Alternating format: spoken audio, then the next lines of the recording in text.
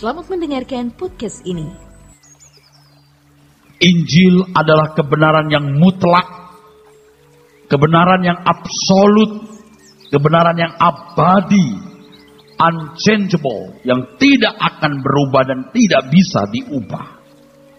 Memang kebenaran Injil sangat fleksibel, artinya bisa mengikuti perkembangan zaman tanpa mengubah esensi atau intinya.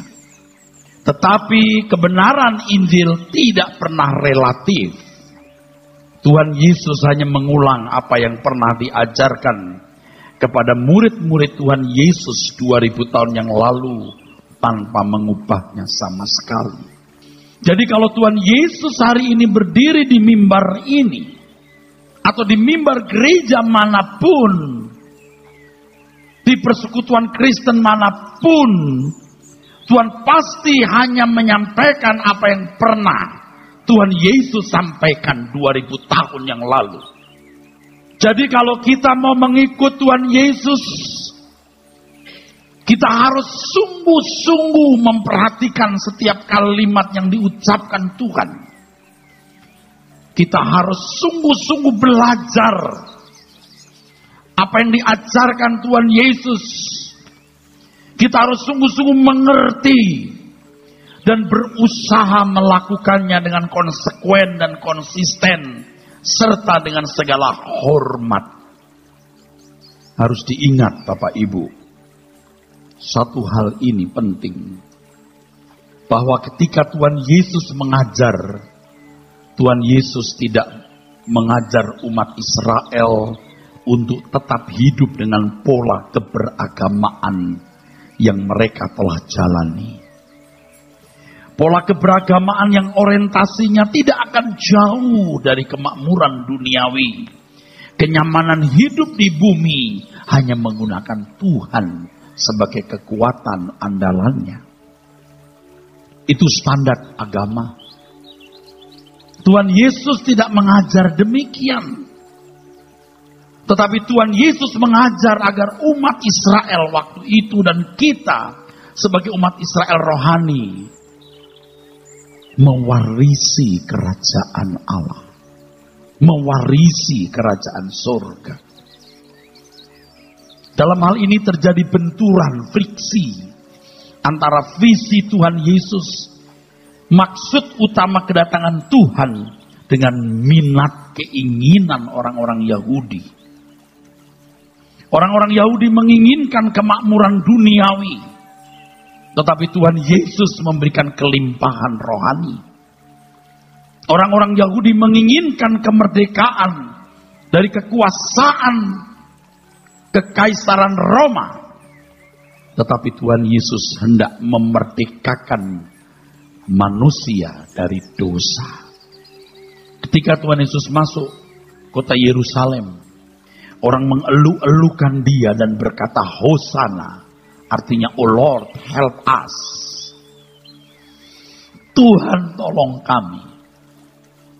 Lalu kalimat lain, diberkatilah dia yang datang dalam nama Tuhan. Tuhan Yesus didaulat untuk menjadi pemimpin, didaulat untuk menjadi penguasa. Dan ketika mereka melambai-lambaikan daun palem, itu menunjukkan mereka mau menjadikan Tuhan Yesus sebagai pahlawan mereka. Tetapi Tuhan Yesus tidak menuruti, tidak memenuhi keinginan minat mereka. Tuhan sebaliknya mati di kayu salib dalam ketidakberdayaan dan dalam kehinaan. Itu jalan Tuhan. Dengan hal ini saudaraku, kalau Tuhan Yesus berdiri di banyak mimbar gereja hari ini, di tempat-tempat persekutuan Kristen hari ini, sangat besar kemungkinan Tuhan Yesus ditolak. Ditolak oleh banyak orang Kristen dan gereja-gereja. Mereka sudah terbiasa dengan sosok Yesus lain. Sosok yang diberi nama Yesus, sama dengan Yesus yang benar, tetapi dengan ajaran dan spirit yang berbeda. Bapak Ibu saudaraku sekalian, sulit menerima ajaran yang diajarkan oleh Tuhan Yesus.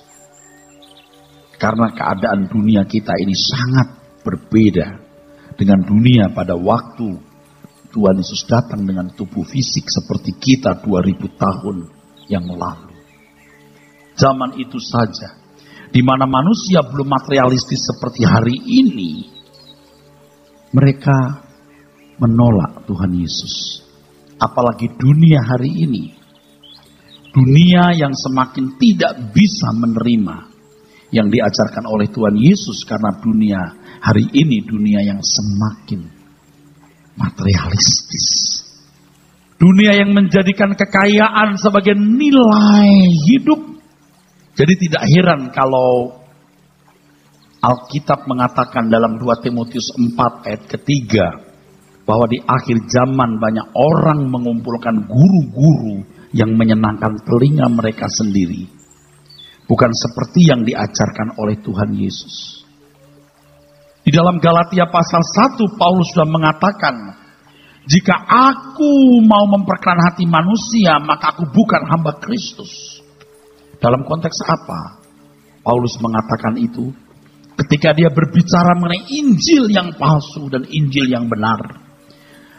Di situ Paulus menunjukkan bahwa Injil yang benar, Injil yang tidak disukai. Zaman dulu saja sudah tidak disukai. Apalagi zaman sekarang yang lebih materialistis. Pengajar-pengajar yang mencoba mengawinkan semangat zaman dengan Injil telah merusak kemurnian Injil. Bungkusnya Injil, kulitnya Injil, tetapi dalamnya belum atau bukan Injil yang benar.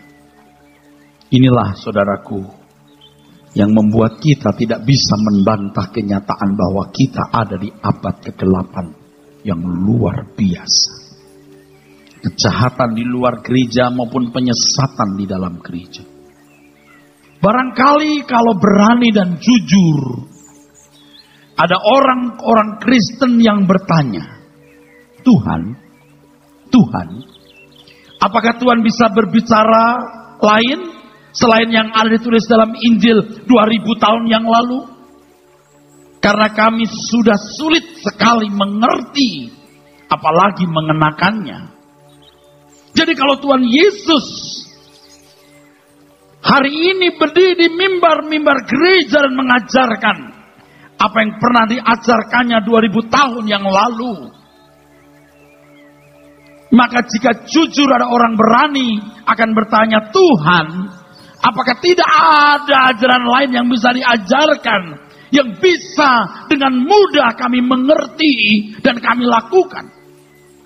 Sebab dunia di mana Tuhan Yesus mengajar waktu itu sangatlah berbeda dengan dunia kita hari ini.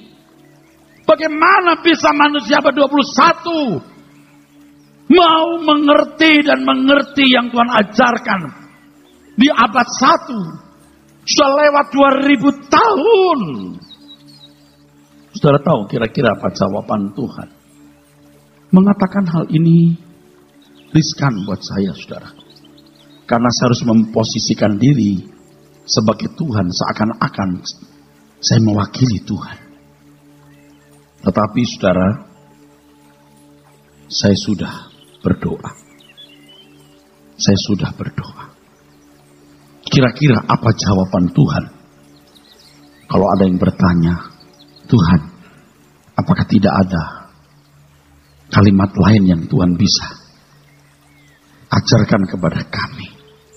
Sebab yang Tuhan ajarkan itu sudah sangat tidak bisa dimengerti oleh orang zaman sekarang.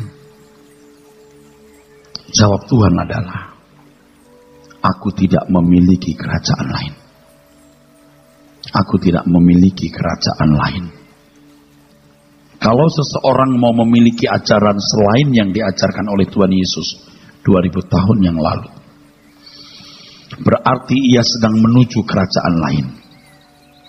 Kalau saudara hidup di luar kebenaran Injil yang Tuhan Yesus ajarkan, berarti saudara sedang berjalan di jalan menuju kerajaan lain.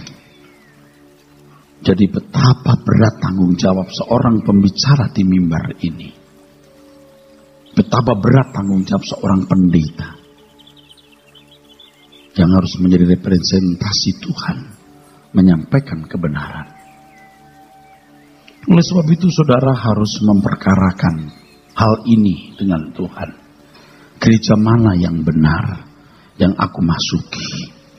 Pendeta mana yang benar yang harus kudengar dan kuikuti? Saudara harus mempersoalkan kalau gereja ini bukan gereja yang benar. Kalau saudara memandang gereja ini bukan gereja yang benar, dengan rela saya persilahkan saudara pindah gereja lain. Kalau saudara memandang pendeta ini bukan pendeta yang benar, bukan pendeta yang bisa mewakili Tuhan, saya persilahkan saudara cari pendeta lain. Tetapi kalau saudara merasa ini gereja yang pelayan-pelayan Tuhan yang menyampaikan kebenaran, belajarlah sungguh-sungguh dengan semua kegiatan fasilitas yang disediakan. Jadi kalau ada orang yang mengajarkan ajaran yang tidak diajarkan oleh Tuhan Yesus, dia berkhianat kepada Tuhan. Makanya orang harus mengerti kebenaran. Orang mengambil contoh-contoh hidup umat perjanjian lama, lalu mengenakan secara implikatif dalam hidup orang percaya atau umat perjanjian baru, mengaplikasikan, menerapkannya dalam umat perjanjian baru. Salah. Tuhan Yesus mengajar di Israel bukan untuk membuat agama itu tetap eksis, tetapi Tuhan mengajarkan Injil kerajaan surga supaya umat pilihan Allah itu bisa mewarisi kerajaan Allah. Bukan kerajaan Israel duniawi seperti zaman Daud dan Salomo. Di Injil Matius pasal 19 dari ayat 16 sampai 23. Ada orang kaya yang masih muda yang datang kepada Tuhan Yesus. Dia bertanya apa yang harus dia lakukan supaya ia beroleh hidup yang kekal, supaya hidupnya bermutu, supaya hidupnya berkualitas.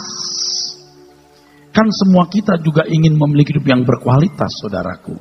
Dan orang biasanya mengisi kualitas hidup dengan materi.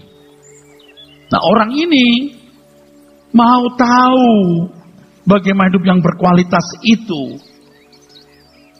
Tuhan Yesus menunjukkan versi orang beragama.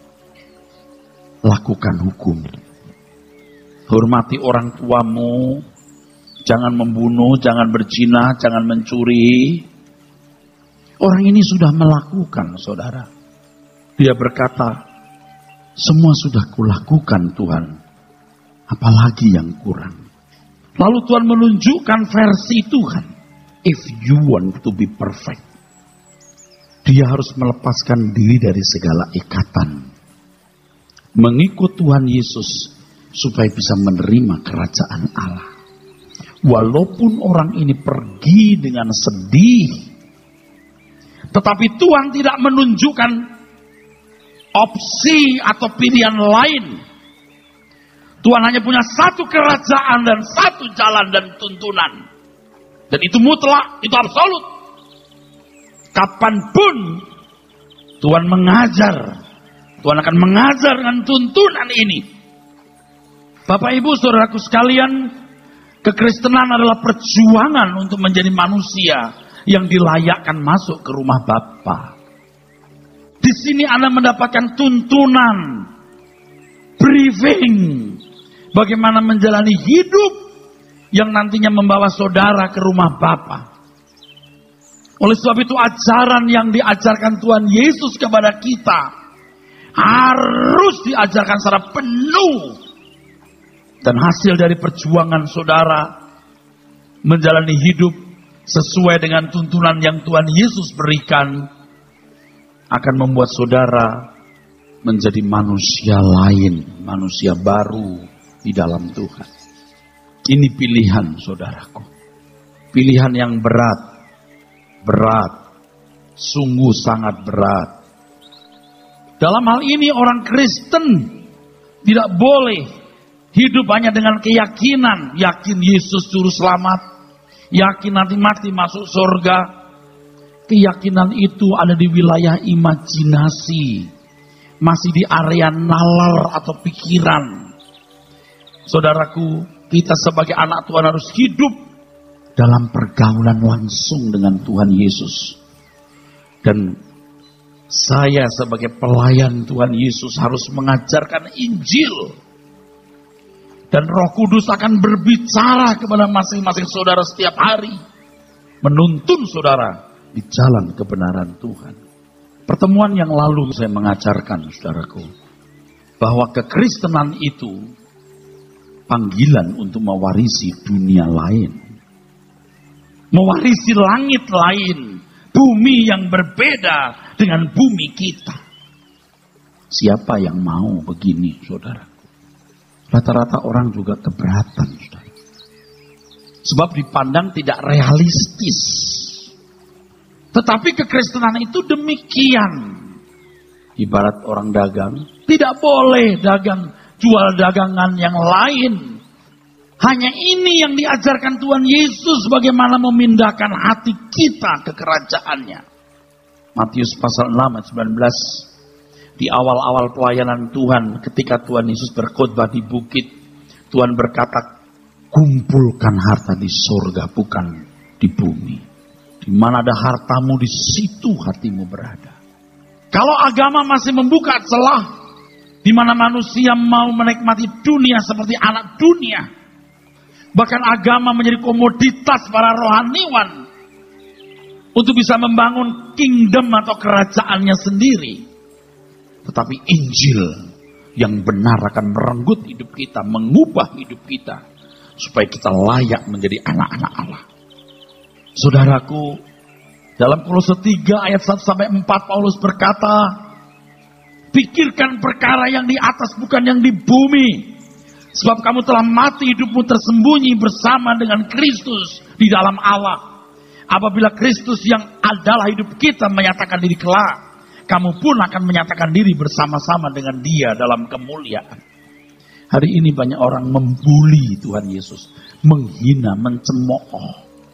Bukan hanya orang non-Kristen, orang Kristen pun tidak sedikit yang meragukan apakah Dia bisa memberi yang lebih baik dari yang kumiliki di bumi. Meragukan. Saya tidak meragukan. Saya memilih Tuhan. Dan kalau saudara memilih Tuhan, ketika Ia menyatakan diri kelak, yang dihina, dibuli, yang tidak dihormati secara pantas, akan diraja dan segala raja, dan saudara akan dimuliakan bersama dengan Dia. Itu pilihan. Itu pilihan. Berani, ambil. Tidak, go ahead, terserah you mau jalan kemana.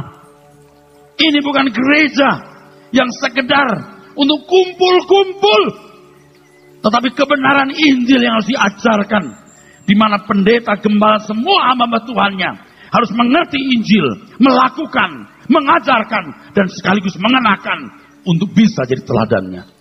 Ini berat. Siapa yang mau menjadi pendeta macam ini, hidupnya akan diseret oleh kepentingan kerajaan surga, sehingga ia menjadi a stranger in the world, menjadi orang asing di bumi ini. Mudah mengatakan, Tuhan tinggal sertaku. Benarkah kita mau Tuhan tinggal serta kita, supaya Dia bisa menasihati kita dan membawa kita ke dalam kerajaannya? Atau Tuhan tinggal serta kita hanya supaya Tuhan bisa memberkati hidup kita dengan berkat jasmani, dan kita membangun Firdaus di bumi? Bukan His kingdom, but our own kingdom. Saudara, Tuhan tidak akan menyertai orang-orang yang tidak mengerti visinya. Tuhan tidak akan menyertai orang-orang yang punya minat sendiri. Saudara jangan marah kalau saya bicara ini. Bukan saya tidak senang, saudara senang. Saya menunjukkan jalan. Anda bisa menemukan hidup yang lebih baik. Anda tidak menjadi miskin dan tidak salah menikmati hidup pada batas-batas yang Allah ajarkan. Di mana ada hartamu, di situ hatimu berada. Hati kita harus mulai dipindahkan. Dan pemindahan ini akan mengubah total seluruh gaya hidup atau pola hidup kita. Dengan segala filosofi-filosofinya. Itulah sebabnya seorang yang sungguh-sungguh mengalami kelahiran baru pasti berkeadaan berbeda dengan orang yang belum mengalami kelahiran baru. Dan faktanya tidak banyak orang sampai pada level ini yang merasa sudah normal menjadi orang Kristen, saudaraku. Ia tidak lihat api kekal yang dahsyat, api kekal yang luar biasa mengerikan. Ketika ia meluncur menuju kebinasaan abadi. Dan tidak ada satu kekuatan bisa menahannya. Tetapi ketika engkau di tangan Tuhan, engkau telah meniti hari hidupmu untuk berusaha berkenan kepada Tuhan. Mengerti Injil dengan benar. Mengerti apa yang diajarkan, walaupun itu asing bagi kita yang hidup di abad 21 ini. Kita belajar mengerti, kita belajar memahami, kita belajar melakukannya. Kita akan aman di tangan Gembala Agung Tuhan kita Yesus Kristus. Memindahkan hati ke surga artinya menunda semua kebahagiaan dan kesenangan hidup ke kehidupan yang akan datang. Sebab kehidupan yang akan datang adalah pengulangan dunia seperti ini. Aku memilih itu. Tidak usah kau ucapkan dengan kalimatmu, dengan bibirmu, katakan dalam jiwamu saja. Aku memilih itu. Kehidupan yang akan datang, kehidupan yang sempurna. Dunia kita hari ini brengsek. Manusia makin jahat. Bisakah kita bahagia sementara orang lain dalam penderitaan? Seberapa sih hebat dan nikmatnya hidup ini? Waktu tadi saya di lantai 22, maka saya tertuju di satu apartemen di lantai paling atas, penthouse. Seandainya aku tidak mengenal kebenaran, walaupun mungkin Kristen, aku tinggal di apartemen itu, kubayangkan ini weekend, mungkin oma, opa, ama, akong, ii, tante tinggal menginap di rumah malam minggu, lalu pagi begini pasti baru-baru bangun satu persatu, lalu breakfast, makan pagi. Ibu-ibunya bangun siapkan makanan, bapak-bapaknya melihat TV, wah ada berita ini, berita itu, mereka mulai diskusi mengenai politik, mengenai ekonomi dan lain sebagainya. Makan bersama, istri masing-masing mengambil makanan untuk suami-suaminya. Setelah itu udah jam 10 lewat, setengah 11 ini mall mulai buka, aku mau beli barang yang lain, aku juga ikut, aku mau beli barang, mereka rame-rame ke mall. Siangnya makan di mall, saudara. Jam 1, setengah 2, jam 3 balik. Tidur di apartemen. Bapak-bapak main catur, ketawa-ketawa. Udah jam 6, ada film Spider-Man. Ayo kita nonton. Wah, nonton mereka. Nonton jam 7 sampai setengah 9, jam 9 kurang seperempat, jam 9 sore. Ayo kita makan. Supaya malam kita tidak makan yang berat-berat, kita makan yang ini ikan bakar-bakar. Begitu kena sambal banyak juga, saudaraku. Oke? Begitu besok lagi, kita rencana yuk jalan-jalan yuk ke Bangkok atau ke Eropa, atau kita lihat pohon sakura. Terus bukan tidak boleh, hanya itukah hidupmu? Besok lagi mau kemana lagi? Begitukah hidupmu? Oh, Sabtu depan kita mau ikut sama salah satu anak tertua yang punya banyak duit, mau beli mobil. Mau test drive mobil yang harga 3,5 M. Wah, rame-rame di situ. Wah, habis itu kita mau makan rame-rame ke Ancol. Oke, besok lagi yang punya duit beli, yang nggak punya duit iya jadi. Terus apa lagi? Apa lagi? Saya mau tanya. Yuk teruskan. Yuk mau apa lagi? Saat ada pesawat bisa bawa ke Venus, yuk terbang ke Venus. Lalu mau apa lagi? Satu persatu meninggal. Yang sakit, nanti dibesuk, nanti meninggal, dia masuk penjara, ditangkap KPK. Ya. Nanti satu persatu. Tunggu. Atau hari tua, satu meninggal. Saudara, bukan tidak boleh begitu. Saya pun punya sahabat, punya keluarga. Dan saya susun jadwal untuk waktu tertentu, jalan-jalan, makan bersama. Itu wajib. Tapi kalau hidup kita hanya untuk itu, kasihan saudara. Kampungan.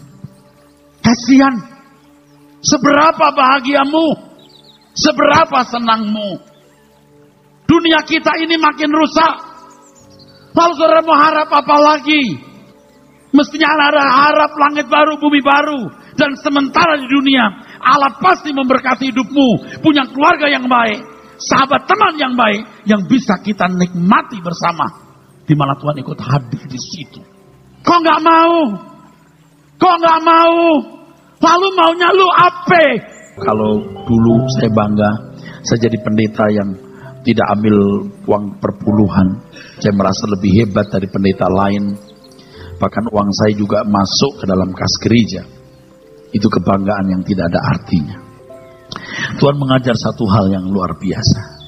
Ketika engkau menyampaikan firman yang tulus, dengan hati yang mengasihi jemaat, dan membawa mereka ke surga, tidak terbayar oleh uang. Maksud mengatakan hal ini adalah, jangan anggap remeh apa yang saya katakan. Saya tidak ada maksud apa-apa. Bukan sombong, jauh dari keinginan mau kaya, mau punya ini, mau punya itu. Saya sudah lebih dari cukup. Jauh dari pikiran saya memperdaya saudara, menginginkan hartamu. Jauh, terhina kalau saya menginginkan itu. Sangat terhina. Jadi terhina kalau saya menginginkan uang saudara. Jauh. Tapi jiwamu yang mahal, yang harus dituntun ke langit baru, bumi baru, supaya engkau diselamatkan dan masuk kerajaan Bapa di surga. Anda harus serius. Berat. Menjalani hidup seperti ini berat. Tetapi kemuliaan yang kita akan peroleh jauh lebih dari semua keindahan hidup ini. Anda bukan tidak bahagia loh kalau menunda kebahagiaan kesenanganmu hidup seperti anak dunia. Sebab ketika Anda berani melangkah ini, ada damai sejahtera Allah yang melampaui segala akal, yang akan mencengkeram jiwamu. You will be shackled by the glory of God. Kamu akan dicekam, akan dibelenggu oleh kebahagiaan Tuhan yang luar biasa. Sungguh, dulu saya merasa saya sudah punya kebahagiaan dalam Tuhan. Ternyata banyak palsunya, saudara. Tapi ketika kita tidak memperhitungkan sesuatu sebagai kebahagiaan, countless, di situ saya bisa mengerti kebahagiaan dalam Tuhan itu tajam sekali. Biar Anda tidak punya rumah pribadi, tinggal satu rumah petak kecil yang makan pun tidak jelas, tidak menentu. Tapi damai ini akan buat engkau lebih bahagia dari orang yang punya istana besar. Percaya, saudara. Dan makin hari Anda akan makin bahagia. Akan siap masuk kerajaan surga.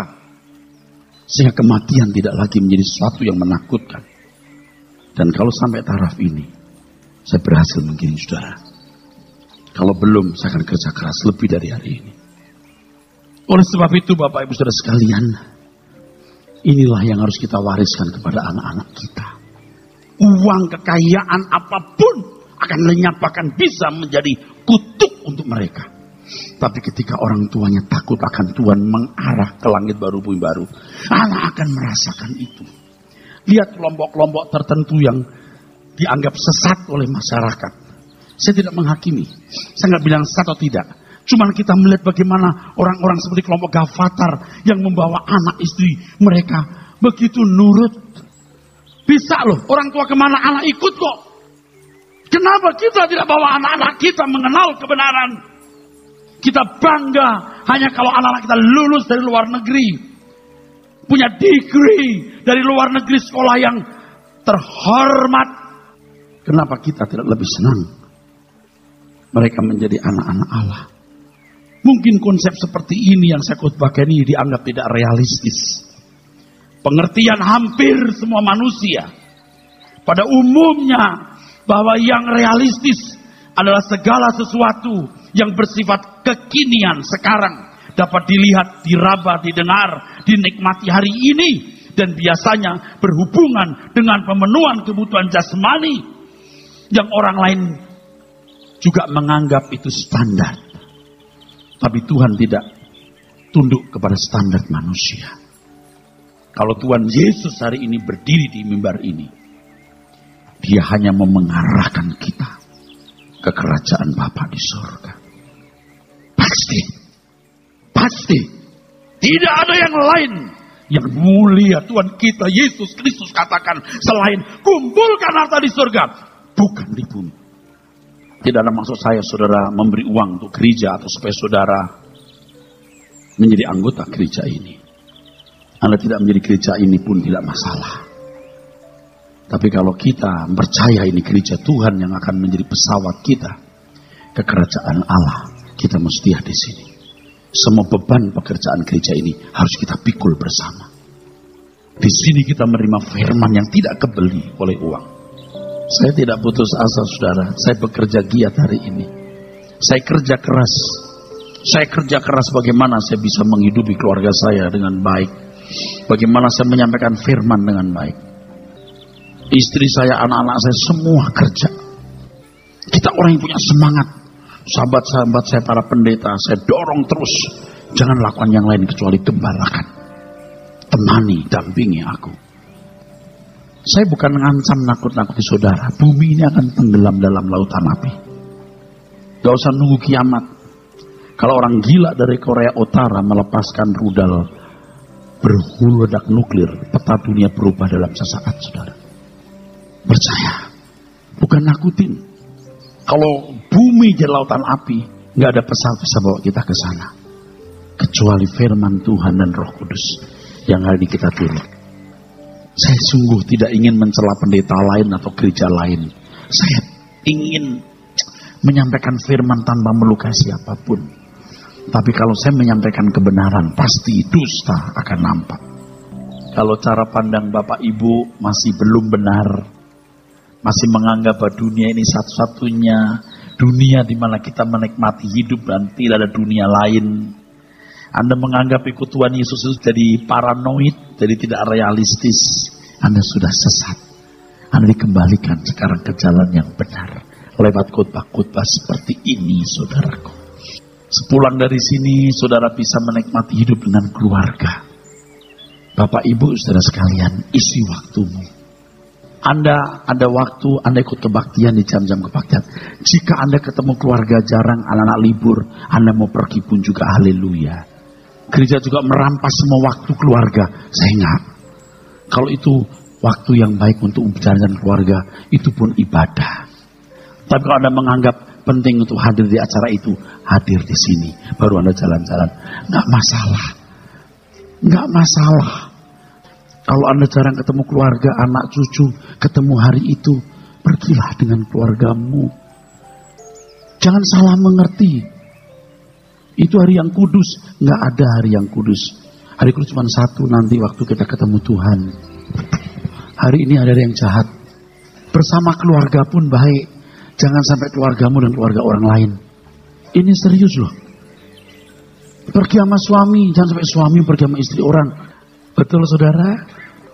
Diajar begini kan enak saudaraku sekalian. Terutama hidup kita harus menjadi berkat saudaraku. Kita akan membangun satu kehidupan yang berkenan di hadapan Tuhan. Amin.